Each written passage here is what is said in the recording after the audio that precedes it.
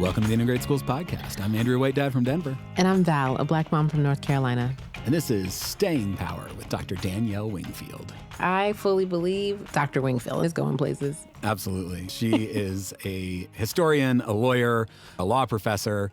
And, you know, we've talked to historians in the past, Val, and I don't know that I've ever come across someone who identifies as a historian, but who has such a clear focus on what history means to right now and to this moment that we find ourselves in. Everyone needs to know and really appreciate the work of Dr. Wingfield, making those really tight connections between history, present, and actions that we can take so that we aren't overwhelmed by the idea that we haven't been here before. Yeah, she had a piece that came out recently called The Resurgence of Massive Resistance. We've talked about massive resistance in the past, you know, this period right after Brown v. Board, where a number of elected officials across the South said, we are not going to desegregate our schools. And one thing I really took from her piece was she drew this line from really going all the way back to, you know, the 1600s when the first enslaved people arrived in this country and the way we thought about education all the way through to today, and sort of tying this thread that massive resistance in its sort of official form was just one piece of what has been a much larger, broader movement that we still see going on today. And there are characteristics that we see today, certainly curriculum control, a rise of parental rights, politicizing education. Those are all things that were used in the past that are being used today as well. You know, it's easy to look at how the attacks on public education are showing up right now and feel a little overwhelmed and feel a little disheartened. And one thing I really appreciate about Dr. Wingfield is she's very clear about what ways have we overcome some of these things in the past so that we can help inform our choices about going forward. It's a conversation that piqued all of my interest when it comes to learning history and applying, and also made me feel hopeful that we can survive this and get to the other side, because we know when there is progress, there's going to be resistance. When we keep moving, there's going to be more backlash, and we're just going to keep pushing. We're just going to keep pushing. Yes, we need, as the title of the episode says, staying power. And I think Dr. Wingfield gives us a good idea of why that's important and what things we can draw on to help us with that staying power. So that's right. Excited for our listeners to check this out. Shall we take a listen to Dr. Wingfield? We should.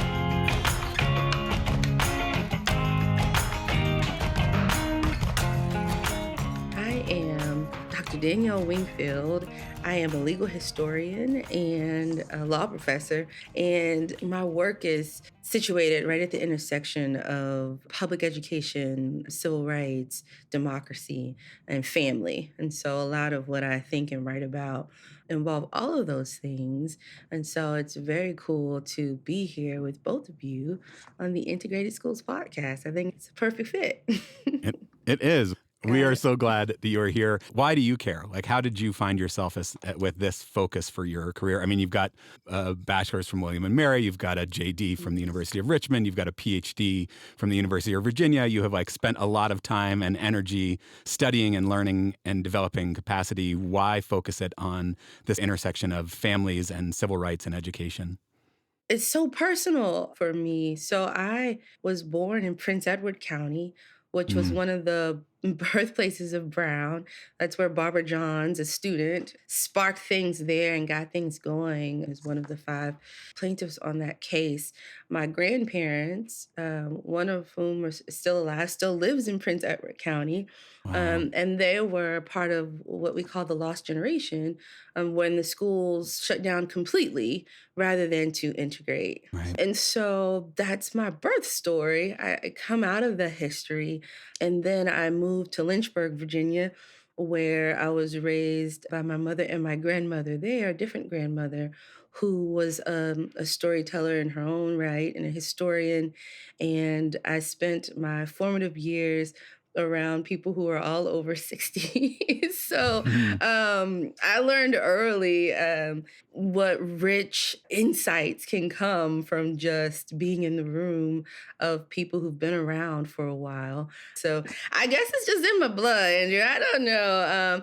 I thought I would be a teacher, and I quickly learned after sitting in a classroom as a high schooler that was not my calling, in fact. Fair. But I have a heart heart for families and children. And so I decided, oh, my mom was right when she told me at 12 to leave it for the courtroom when I was giving my closing argument about why I should not be in trouble, that I should advocate for children instead. So that's how I kind of take this journey to being a lawyer. When I practiced, I did so for children and their parents. That's who I represented. And I had a really tough case, and I realized that my arm wasn't long enough. I couldn't reach all of the people that I wanted to help. And so that's when I decided to go to UVA and be a law teacher, because I could extend my reach. And I teach constitutional law and legal history, but there's so much that could help our legal institution and some of our inequalities that are at a systemic kind of scale just by knowing our history. So that's why I take the historical approach. It's, it's in me, but also I think it's a powerful tool to understand the playbook and understand the stories of resilience, as well as resistance, so that we can know what to do and how to approach things. Yeah. I've said this before. At this point in my life, I feel like we should all be required to be history majors of some Right? kind, right? Yeah, And so yeah, even if you're an absolutely. architect, you need to know the history of architecture in a deep and meaningful way and how it has shown up, in our Yeah. country. You also have spent some time focusing on oral history, including the Teachers in the Movement project. Can you tell us a little bit about why oral history, why storytelling, and that has been part of your work? Yeah. Why storytelling? Yeah, thank you for that question, because it's a great moment to plug the Teachers in the Movement project, which I am the associate director. And I've been doing some cool stuff with film, with the First Class project, telling American First stories. But the Teachers in the Movement project is an oral history where we've interviewed over 500, we may be up to 600 teachers by this point, who worked during the long civil rights movement. So at some point between the 60s through the 80s, and we hear their stories of teaching, being the first to teach, to integrate schools as teachers, and what their experiences were like, and whether they thought of themselves as activists or doing any type of political work. And it's a fascinating project. My mentor leads that project, Dr. Derek Aldridge. And storytelling is important, and that's because none of this is new. Right. We've been here before. And so I think it's important to be reminded of that from lived experience. And that can slow us down in moments of panic and help us consider what's really operating here, what's driving the fear, how should we respond, how have people responded before who were in our shoes, what, if anything, should we change or keep the same. It makes things real and relevant in a more personal way. And so I love sitting at the feet of the elders for that reason, because there's so much to learn. And so I am a student, first and foremost, usually. Yeah, that's amazing. I'm super excited about this project. I came across your work through your recent article in the Washington and Lee Law Review, which, full transparency, is not something that I just regularly read, but Gina at NCSD recommended that I check We it know out. good people who know good people. That's right. You know Yes. people. We know people. That's right. It's called The Resurgence of Massive Resistance, and it really looks at this sort of the historical context of a lot of the anti-public education sentiment that we see right now. I wonder if you can tell us some of the history, massive resistance, sort of, capital M, capital R, coined in 1956 by Virginia Senator Harry Byrd. We think of it as this kind of post-Brown v. Board thing, but as you point out in the piece, the ideology behind it stretches all the way back to kind of the founding of the country. Help us understand some of that history, the way that education was thought about way back when, the first enslaved people arrived in the country. Yeah. Oh, well, you set me up to talk a lot, Andrew, and I wanted to give the podcast short version of that. Yeah. So, yeah, the massive resistance piece was just me looking at just closely over years what exactly happened after Brown versus Board of Education, and you know. Literature, and certainly I don't disagree, just often hails Brown as like this triumphant moment, a Yep. very pivotal moment in our history. And it was. But I think what's talked less about is how coordinated and sophisticated and effective the backlash was that came after Brown. Absolutely. And as a Virginian, and we call it the Virginia way around here, I think it is especially effective and tricky to navigate because, in the deep, deep South, it was so blatant, it was violent, it was in your face, you could see it. In Virginia, it was a bit more ingrained in the politics and in baked in the system in a way that you couldn't see it as readily, which is especially difficult to counter. And so that's where we get this Senator Harry F. Byrd and this political machine that's developing this massive resistance strategy to block desegregation and weaken public education altogether. And what I kind of chronicle as this long anti-public education movement, it wasn't just about keeping schools segregated, that there was a broader project I would suggest about controlling knowledge and power.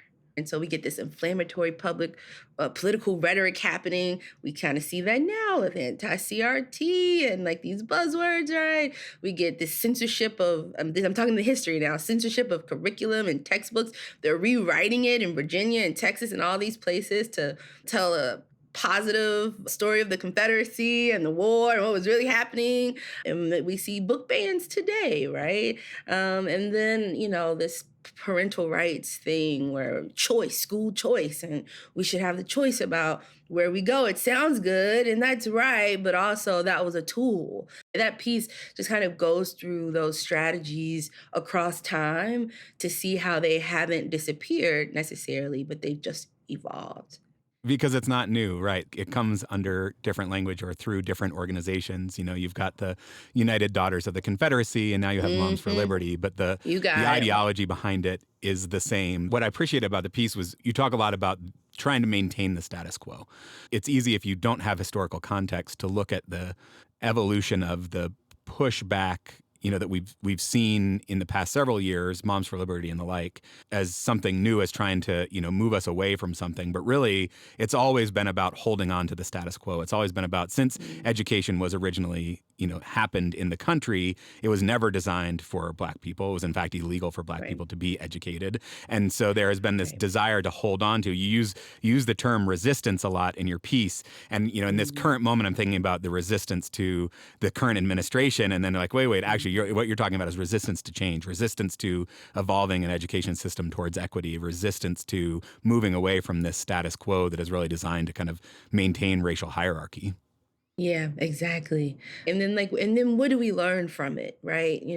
If we understand that it's cyclical, then we are aware of what's happening and we won't take the bait and we can respond appropriately. We can avoid treating this current moment as some type of unprecedented crisis and then really dig into the struggle that's happening over democracy. Or, maybe we'll get a little lead on the fact that how important education and children are to maintaining the status quo.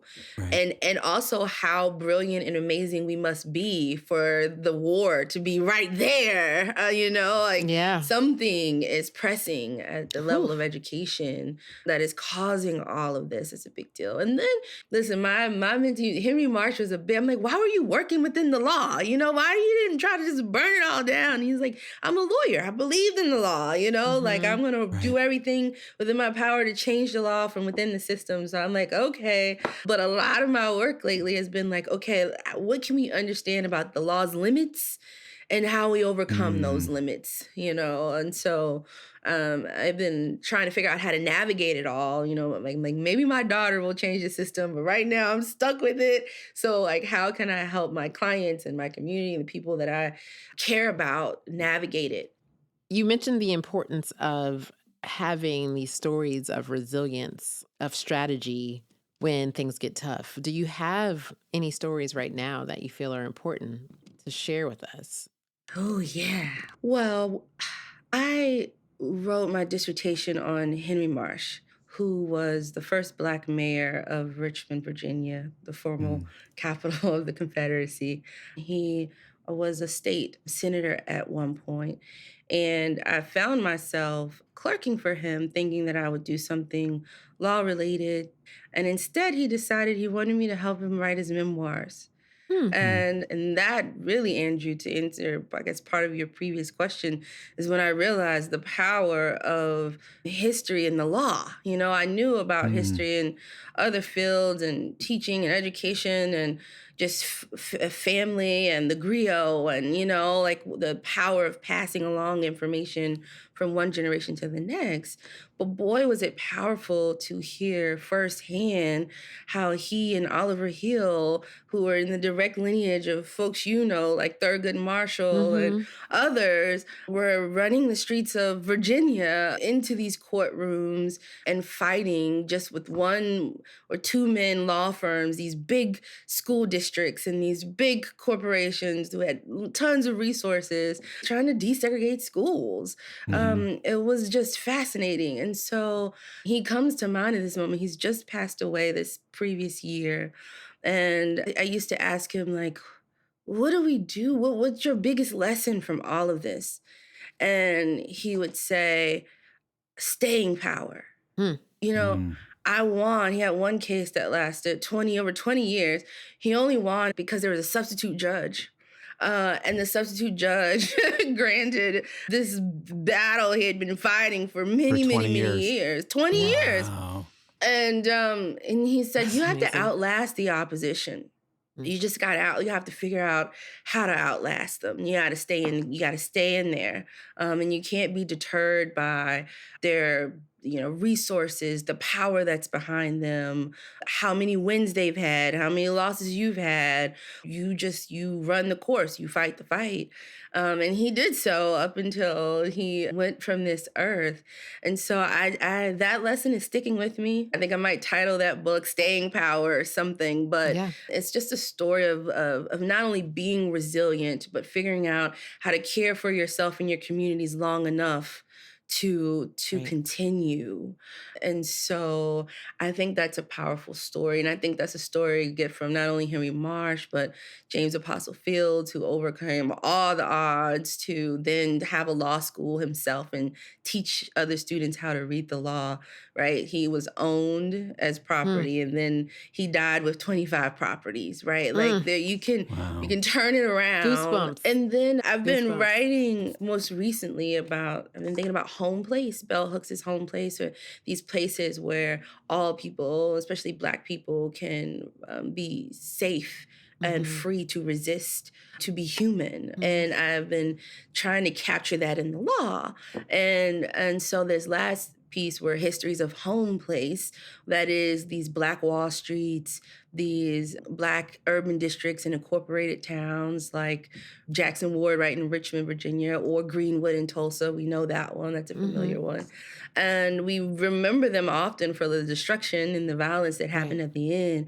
But they were bustling. They were thriving. They were successful. There were the Maggie Walkers in Richmond, Virginia, who were owning banks. And there was so much wealth and positive things. There were so many stories of when you can't rely on the law, or when you can't rely on other people to protect or guarantee your safety. How can we do that for each other and ourselves? We have to be reminded, yes, that our communities are alive and well. And it's not only in how they end or the struggles that they have.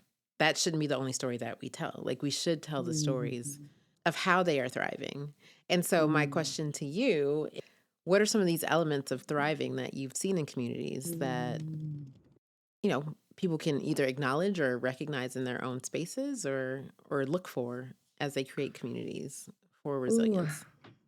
It's interesting. They aren't all the same, right? And so it just varies based on the geographic location, whether they're trying to navigate the rural, the South, what part of the country, is it urban, But I think and I haven't fully synthesized all this because I haven't wrote the conclusion. I'm just like, I have raw data in my brain. I love it. And so I love it. we are doing this in real time. But Let's do it. I think some elements that might go across all of these places, they're certainly rooted in community, right? You see an investment in shared responsibility, right? Mm-hmm. So you see schools run by the community for the community, right? Mm-hmm. You see teachers as neighbors and not just teaching content and curricula, but really focus on the whole student. You see Mm-hmm. mutual aid networks, right, where the burden isn't falling on one group or one person, but where they are trying to like equally distribute care and you see kinship. You see kinship Mm. outside of bloodline, Yeah. which is, I think, a very deep and fascinating thing that I want to look into. Mm. You see value setting, which they didn't all agree upon necessarily, but you certainly see kind of the charter of the agreed upon core values being reflected in the schools and in the churches and in the newspaper, like the institutions that were built in these Mm-hmm. communities. They were adaptive. In some of the communities, they did rely on land trust and they weren't living completely outside of the government necessarily. And so they did have to navigate laws that weren't necessarily built or made for them. But they figured out leverage, Right. what to leverage and how to adapt. Hmm. There wasn't any lacking of belonging Mm. or trust, which is a part of that home place that Bell Hooks and I talk about. Mm-hmm. It sounds like a beautiful place. I mean, it sounds lovely. Right? The It banks really are does. banking. They have these best schools for teachers Yep. where they're learning Latin and these languages, and they, have a classical instruction, and they are brilliant and business savvy, and Yeah. it's just not the narrative or the picture we often think about for this time period. But at one point, there was a lot of just good, positive movement happening in these communities. Yeah. Of course they were thriving, because why else destroy them? Right. Well, there you go. That's the whole paper. Why? Of course, that's why you destroy them. Even in communities that are underserved, because they are seen as throwaway communities, you also have the permission to destroy them, right? And it's just so like, how do we win? How do we win?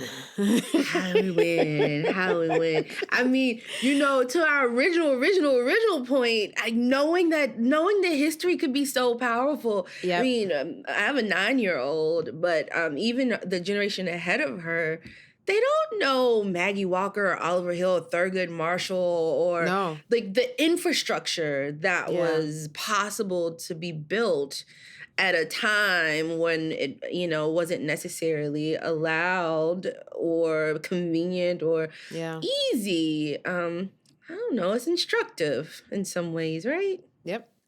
And it was risky. It's one of the things I think about a lot nowadays is like, where are people willing to be uncomfortable? Where are people willing to actually risk things? What are people willing to actually put on the line? Yeah. I think about those leaders from that era and the risks they were willing to take, the, expectation of being arrested, of being beaten, of, houses being firebombed. These things just sort of came along with it, and people went along with it because they believed in the greater cause. And I worry sometimes that we've lost sight of that a bit, and that there is this kind of focus on comfort. Like, where are people willing to actually risk things nowadays? I don't know. Yeah, the courage and the risk involved. We got to get our weight back up. Yeah. That was a great way to put that. Yeah. That was a great way to put that. Gym. We have seen recently communities demonstrating courage, coming together, recognizing the danger that's involved, and still trying to stand up for themselves and their community members. How can those folks use the law to help them in their efforts to fight for their rights and fight for the rights of their community members? Particularly in this moment where it feels like certainly at the federal level and in many state levels, the structures of government are working counter to so many of those things. Yeah. I'm very fortunate and both very tired by everything I write about having such a relevant hook these days. Right. But it does make me think about the resurgence of massive resistance. And there's, in that piece I was thinking about Harry F. Byrd from Virginia, who coined this phrase. That's where we get the massive resistance phrase, where he had this very coordinated effort to resist Brown versus Board of Education. And it's similar in that we see a history where communities recognize the danger in that moment of still trying to enroll in these schools, and Right. the guards having to come in to protect these students, these children, and all the things. Like, it's just a dangerous place, and they still were, showing up and making risky choices, right? And your question is like, so like, what do we do? How do we mitigate the risk? Is there anything we can do with the law? And part of what I am like thinking about in navigating this terrain is understanding the playbook. If we're looking at schools, for example, massive resistance, we see political rhetoric happening. We see that now. We see a parental's right type of fear-based rally. And parents, of course, are important, but all parents' voices are important. Correct. Like, how do we get everyone in the room being heard?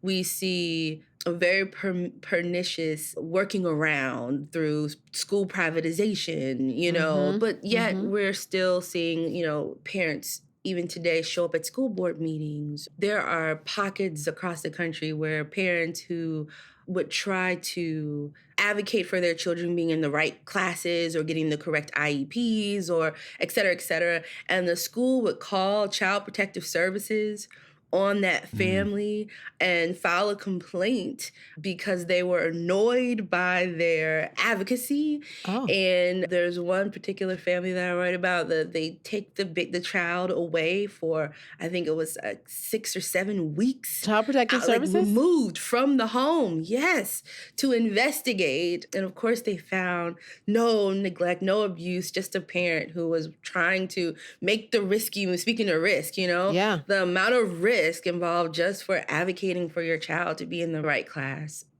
What do we do? I mean, we do it. We understand the playbook. We understand what's happening. Yeah. And then we consider what the risk is and whether it's the right move to make at that time, or whether there's another move. But I don't know. Courts are one place, but our voices can be heard, and we can defend democracy in all types of places.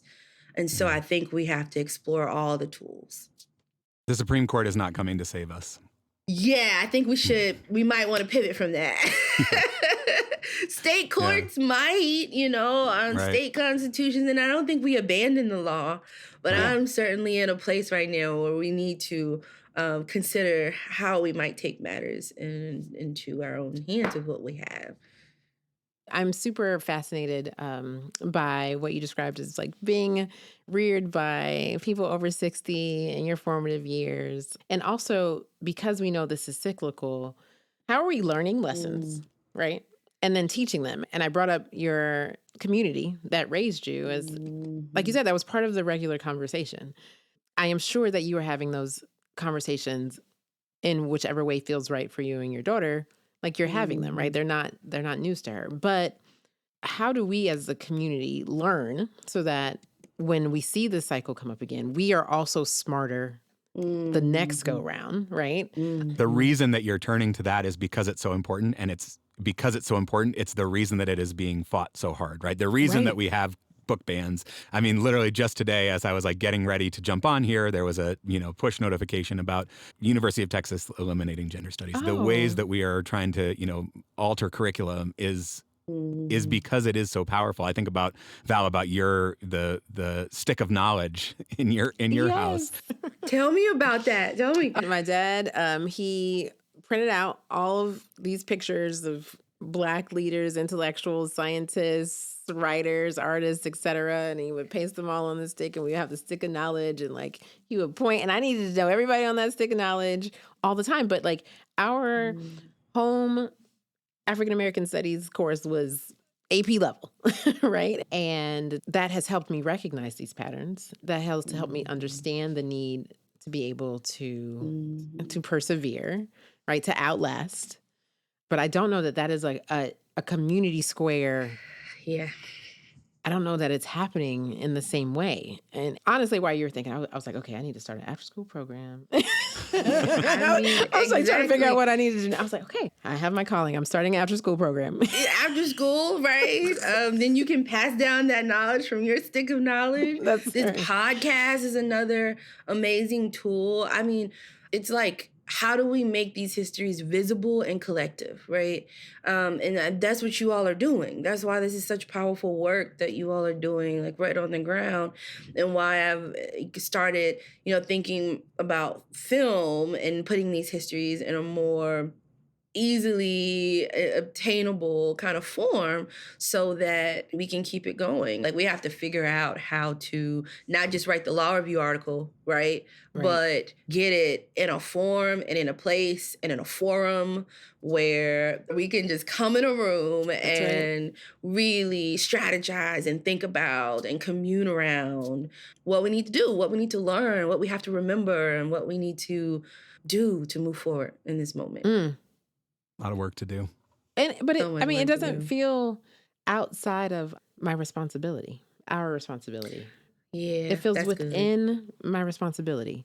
That's in your contract.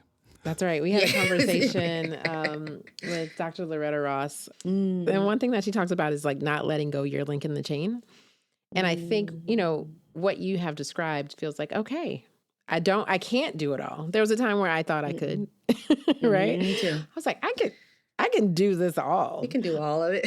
Yeah. And now I recognize that I can't, but I certainly can make sure that I'm holding on to that link in the chain. You're exactly right. Like the story I was telling with the home place, right, is a story of safety, why they had to create them in the first place, sovereignty, like how they govern themselves, and then sabotage, which eventually happened through the state. And at the end, I'm thinking, well, how do we get over the sabotage part? Because you hit it, Val, and you're like, well, that's why they were targeted, was because they were thriving and successful. Right. And so anyway, a part of the many solutions that I was thinking about was the one you just pointed out, which is like, what if it's even better if we don't solve all the problems ourselves? What if our incorporated town or our Black Wall Street is us and 4 other families? Whew. Like, what if we took responsibility over our pod and then we just had micro pods of knowledge production? You can't get us all. You know what I mean?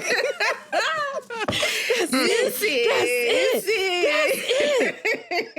And reproducing and telling these histories, and we are, tilling and taking care of our land, and we're buying the land, and we're, making our money circulate. And so maybe it does make it a little less daunting and a little bit more at our fingertips if we are truly just kind of focused on what we can do and who we can touch. So good. I appreciated the piece for the historical context, for like the way you kind of tied the threads of that this is not something new. I do think acknowledging that this is part of a larger project makes it, in some ways it's like a little depressing. It's like, oh, we've been doing this for 400 years. For a long time.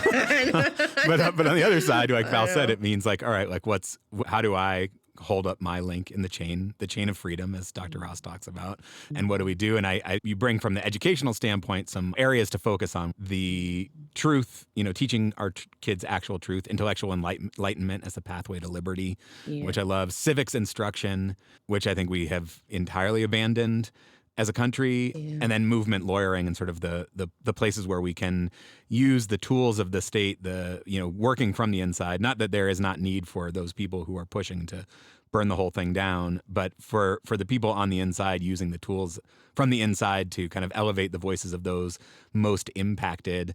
Talk a little bit about the lessons you learned from looking at this history of massive resistance and how you think about turning those things forward from an education standpoint. I think the history and truth is central to democracy is just a really big point in a time and space of a lot of misinformation, which I think speaks to our entire conversation today. I don't think we can state enough how when curricula and when lessons are changed or misappropriated or mistaught, or if it's misinformation, that's not just messing up one child's mind, but that is really doing some large-scale altering that's happening there. And so we don't want to deny students access to honest accounts of American history. It's not Right. Black. This is Right. American history. You Right. know, we can't build a democracy on silence and distortion. That's not going to Mm. endure, you know, in a way that we need it to. And so I think that's important. And then law as a tool, which we've talked about, but not alone. And so I do think it's a call to folks like me who are like movement lawyers who are taking their cues from the people, from communities, and then using the tools that we have to create systemic change. And also, I'm adding on to that, you know, just our own ownership of our stories and movement as well. So we can defend democracy in all the places, not just courtrooms, but classrooms and libraries and Mm. school board meetings. And maybe it's you, Andrew, who brought the lesson today. Like we might need to be willing to take some risks, Yeah. calculated ones. Right. And the way to take the calculated risk, I think, is to understand the context of it all and Mm-hmm. then move accordingly. Yeah. I have this theory that came to me as I was reading your piece. I think sort of around No Child Left Behind in the early 2000s, we had this push towards schools mostly focusing on reading and math and moving away from, or certainly leaving less time for things like social studies and civics. The sell there was like, we're going to focus on these foundational skills. And like, for sure, if you can't read, it's very hard to learn other things. And like, you know, knowing how to do math is important. But there's a way that it seems like it was almost like kicking the can down the road. Like inevitably, as we try to live together in an increasingly diverse and interconnected country, we're going to come up against these issues where there is disagreement. The other thing I really appreciate about your piece was that you're willing to sort of sit in the nuance. Like parental rights is not a clear-cut, school choice is not a Right. clear-cut good or evil. These are things that Right. like it's reasonable to have some disagreements about and to try to find a way to come to some Yep. understanding about. But we stopped doing that in the public sphere. You know, public education was a place where we had the opportunity to kind of have these conversations and have these arguments and try to work it out in small scale and small communities. And I think that still happens in some places, in some schools. If you have a really good school leader, you know, maybe you're kind of trying to grapple with some of these civics-oriented things that are going on. But we've like put on horse blinders, you know, and said like, well, let's just like learn how to read and how to do math, and all this other stuff we're just sort of set to the side. And that's like a need as we see each other's humanity more, as we feel more and more interconnected, and we see the inequities in the world, we have to have some way to understand it, to make sense out of it. And if we're not doing that together in these public spaces, then we're pushed further and further into our silos. We get more and more, you know, differing views about what the solutions might be, about what reasonable is, about what even happened in the past. And I think in an ideal world, you can have these conversations about multiracial democracy. You can have these conversations about these nuanced differences in terms of things that are valuable to people in the public sphere. And like public education is a great place. We're not doing it in churches anymore. We don't really have like civic organizations anymore. But public schools are still a place where everybody comes together. But it seems like it was like, I don't know, that feels tricky and complicated and makes me uncomfortable. Let's just teach kids to read and do math, and like we'll worry about that some other way.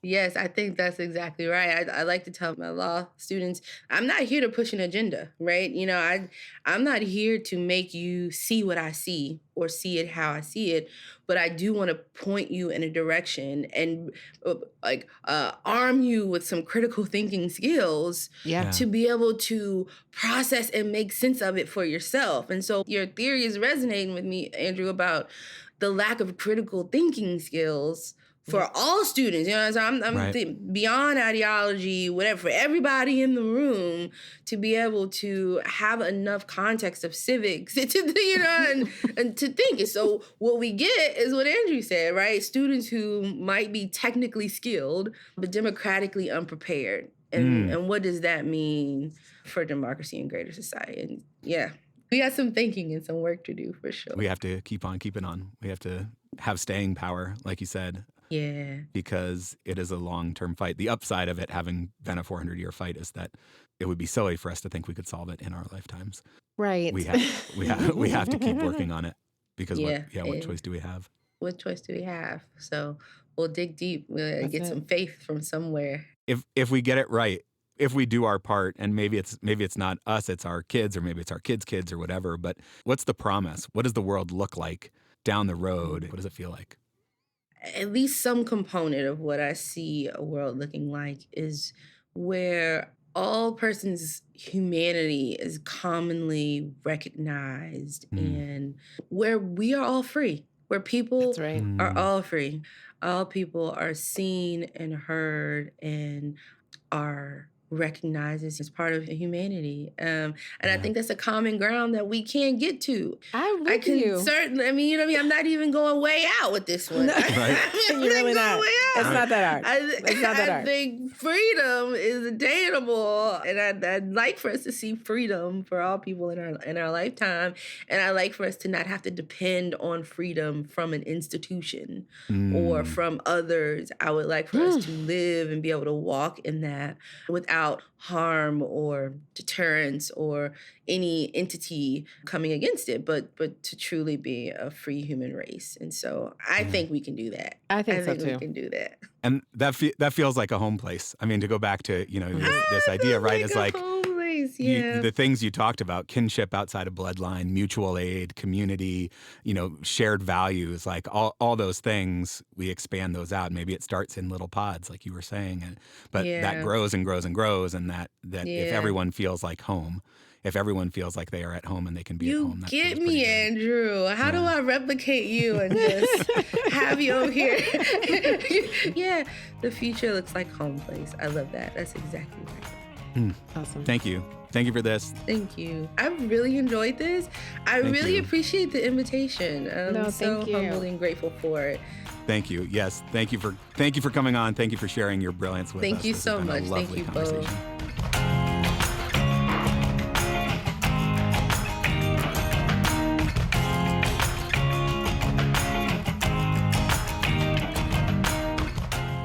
So Val, what'd you think? I'm going to start with a piece from her article. Imagine a scene where politicians are fueling and legitimizing the resistance to educating children in schools. Rhetoric is being espoused concerning states' rights and the preservation of local control over education to rally support for laws that undermine federal authority about whom should be educated, where, and how. Imagine a social climate characterized by deep racial tension, defiance of federal mandates, and overtly discriminatory ideological preferences. Is this a scene from 1956 or 2025? It's difficult to tell. It is difficult to tell. Yeah, certainly we have seen this playbook before. And in some ways that's depressing because it feels like what have the past 60 years been for? But I did take a lot of inspiration from this idea of staying power, that we have to stay at it and that there is progress, and that by understanding that this is all part of a bigger project, it helps us understand how to organize ourselves, pushing back on some of this stuff. But yeah, I think that quote could be just as easily 76 or 66 or 2026. 1956 was the year in between my parents being born. One was born in 1955, the other one in 1957. And so, what is really hitting me today is that history is close enough to touch. Yeah. And those people in that generation worked extremely hard. And so to find themselves back in this moment probably feels deflating in many ways.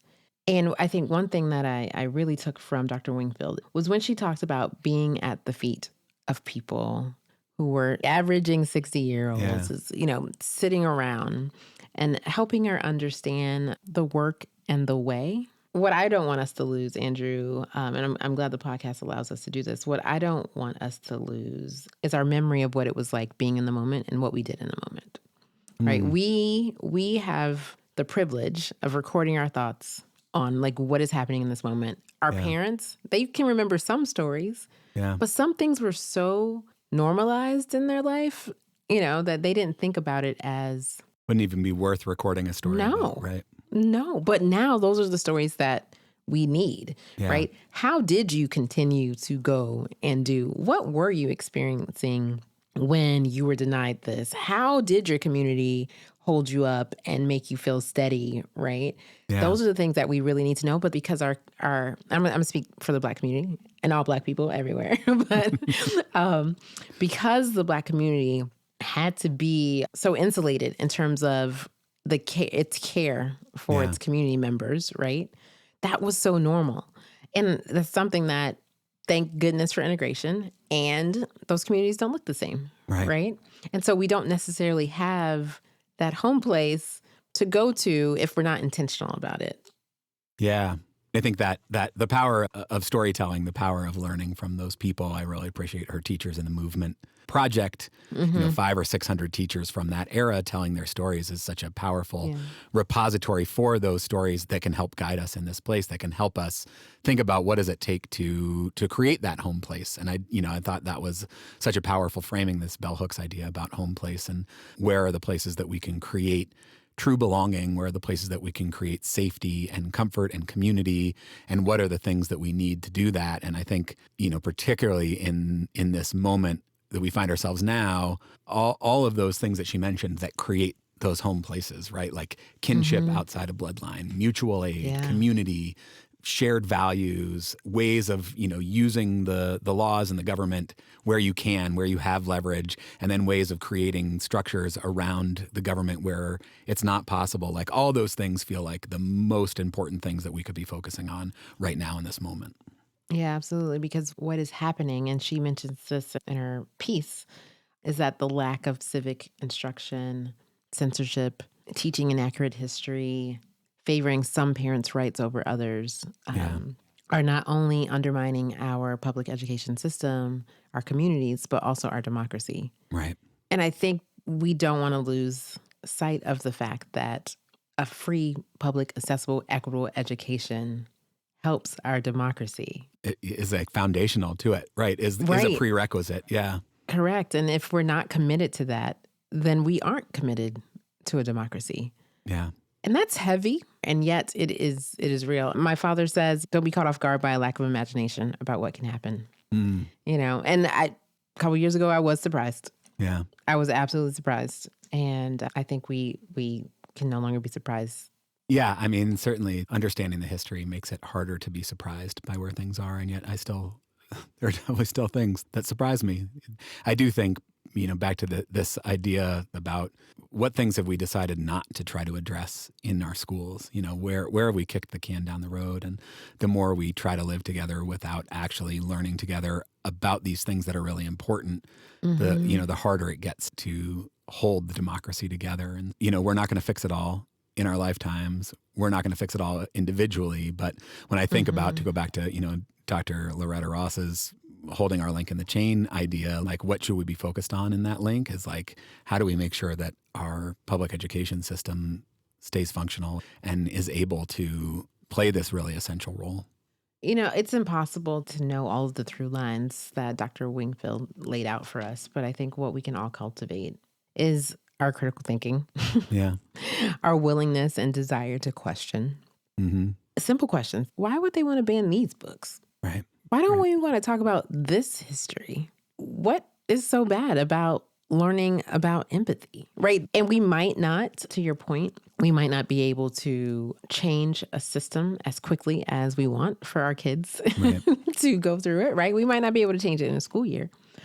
But as we learned from Dr. Wingfield, some of these things take decades and just the right person being absent. Right. Yeah. A judge who just happens to be out and a substitute judge is there, and all of a sudden the 20-year case is over. Yeah. That's it. Yeah. Right. And that is why that staying power is important. Yeah. Certainly the ways that I think about holding on to that staying power when things feel rough like they feel right now is like you never know when the next opportunity is going to come. You never know when the next pendulum is going to swing. And if you wait for the pendulum to swing, if you wait for the opportunity to come, then you're not prepared to capitalize on it. And so in these moments, the more we can lean into community, the more we can lean into mutual aid, the more we can strengthen relationships and ties, the better prepared we will be when inevitably a more positive, forward-looking moment comes along, the more we'll be able to capitalize on that. In my family, that's called stay ready so you don't have to get ready. There you go. Yes, that is what we need to do. We need to, as Dr. Wingfield said, get our weight up, and then we need to stay ready so we don't have to get ready.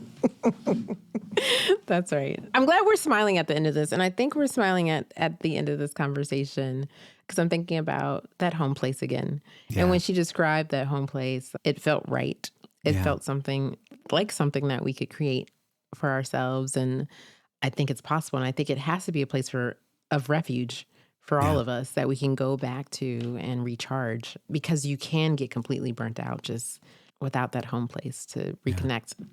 And to remember what we're fighting for, right? Like the vision of the world, if we get there, is one of home place for everyone. And that feels like certainly worth fighting for. Gosh. We really do solve the problem every episode. Every single episode. So we have the answer. Just listen, y'all. Just listen. That's it. Yes, we solve the issue every single episode, which is why you should share this episode with your friends, with your neighbors, with your parenting groups. Drop it into the WhatsApp group and bring some other folks into the conversation. Bringing other folks in the conversation surfaces the things that other people might want to remain hidden. And we are cleaning off the dirt and we're getting it out of here. We're exposing it because that's how we begin to heal. Absolutely. The other thing you could do is slide us some of your coins. Absolutely. It's all going to the good work. So if you have the means, please visit integratedschools.org and hit the big red donate button. All of the proceeds go to the work of Integrated Schools, including this podcast, and we appreciate everything that you can give. Absolutely. You can also join us on Patreon, patreon.com/integrated schools. We have a monthly happy hour coming up in a couple weeks here. We have transcripts and show notes and facilitation questions and all sorts of stuff over there. Also grateful for your support there. And we want to hear from you. Let us know what you're thinking about. Where do you find home place? What brings you a sense of peace? How do you have staying power? Send us a voice memo, speakpipe.com/integrated schools, speakpipe.com/integrated schools, or just record a voice memo on your voice memo app and email it to us, podcast@integratedschools.org. And to Dr. Wingfield, thank you so much for joining us. Really for putting your essence in a room and on paper, your brilliance. I think she's also a candidate for audiobook reading. I totally could listen to her all day. Yeah. Yeah, it was a lovely conversation. Really grateful to have had it with Dr. Wingfield, and grateful, as always, Val, to be in this with you as I try to know better and do better. Until next time.